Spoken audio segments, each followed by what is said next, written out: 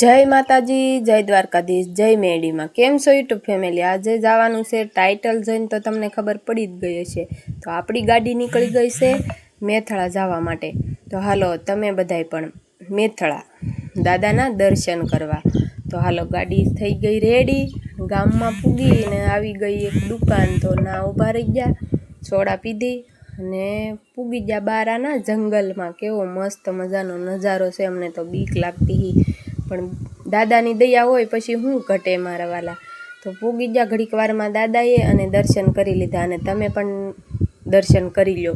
જય ભૂતળા દાદા કમેન્ટમાં લખવાનું ભૂલતા નહીં.